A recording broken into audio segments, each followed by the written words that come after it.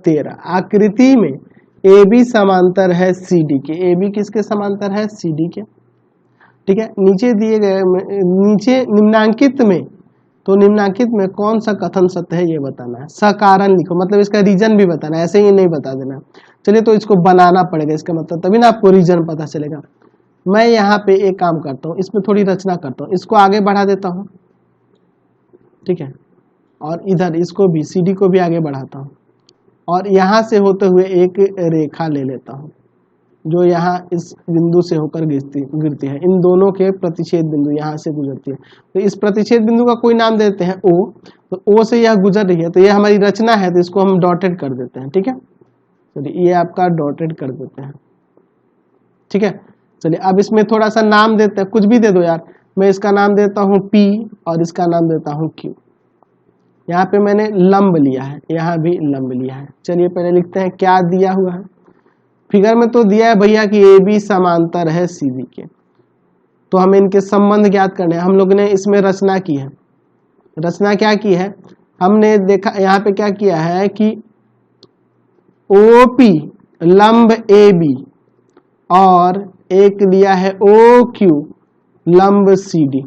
O Q लंब C D, ये दोनों लंब ले लिए हैं। ठीक है, और ओ कहाँ है? तो ये दोनों किरणों का प्रतिच्छेद। इतना से ही काम चल जाएगा। इसका हल देखो। ठीक है, चलिए हमें अल्फा बीटा और गामा, इन तीनों, इसको अल्फा पढ़ते हैं, इसको बीटा, इसको गामा, इन तीनों में संबंध एक निकालना है। चलिए समझिए, मैं यहां देखूं एंगल BOP जो, और प्लस में एंगल BPO, प्लस में एंगल BPO, यह कोण और यह कोण, इन दोनों का योग इस कोण के बराबर होगा। बाह्य कोण है ना जी, एंगल ABO के बराबर होगा। यह आपका बाह्य कोण से हो रहा है, बाह्य कोण है ना, तो बाह्य कोण अभिमुख दो अंतः कोणों के योग के बराबर होता है।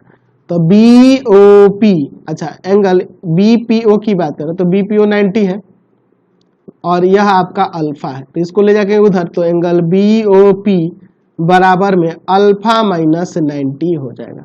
इसी प्रकार ये नीचे वाले दूसरे त्रिभुज में आते हैं, यहाँ पे इसमें चलते हैं।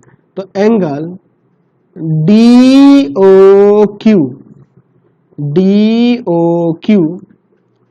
प्लस में एंगल DQO, इन दोनों का योग, इसका और इसका, इन दोनों का योग इस बाह्य कोण के बराबर होगा। एंगल CDO के बराबर होगा। बाह्य कोण है ना, तो बाह्य कोण अभिमुख दो अंतः कोणों के योग के बराबर होता है। तो एंगल DOQ और प्लस ये तो आपका 90 हो जाएगा, लंब है तो यहाँ 90 हो जाएगा, बराबर में यह क्या है आपका बीटा है, तो ये जाके उधर माइनस का, तो एंगल DOQ जो होगा वह हो जाएगा बीटा माइनस 90 डिग्री हो जाएगा ना। चलिए आगे देखते हैं। अब मैं यहाँ देख रहा हूँ कि एंगल BOD बराबर में, एंगल BOD बराबर में हो जाएगा गामा। यह एंगल इसके बराबर होगा शीर्षाभिमुख कोण से, वर्टिकली अपोजिट एंगल से, शीर्षाभिमुख कोण, चलिए शीर्षाभिमुख कोण वर्टिकली अपोजिट एंगल, या सम्मुख कोण भी कह सकते थे। चलिए तो BOD भी आ गया।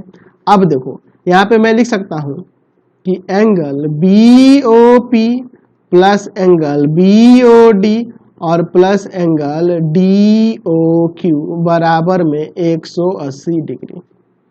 ठीक है, देख लो एंगल BOP, BOD और DOQ तीनों मिला के यह 180 डिग्री नहीं हो जाएगा, क्योंकि एक रेखा है, रेखा पे ये दो किरणें हैं और ये यहाँ जो भी कोण बनेंगे इन सब का योग 180 हो जाएगा। तो BOP के बारे में बात करें तो यह अल्फा माइनस 90 है। यह आपका BOD की बात करें, BOD यहाँ पे गामा है, और आपके बात करें DOQ की, तो DOQ आपका बीटा माइनस 90 है। ठीक है, बराबर में 180। चलिए ये दोनों जुड़ जाएंगे, ये दोनों जुड़ेंगे तो माइनस 180 हो जाएगा। तो alpha plus beta plus gamma minus 180 बराबर में 180, ये जाकर उधर जुड़ जाएगा, यानी कि alpha plus beta plus gamma बराबर में 360 हो जाएगा। Alpha plus beta plus gamma 360 के बराबर होगा, यानी तीनों का योग 360 आ गया। तो कौन सा ऑप्शन दिख रहा है आपका? बी नंबर ना सही है। चलिए बी नंबर आपका कथन सही हो रहा है। Question number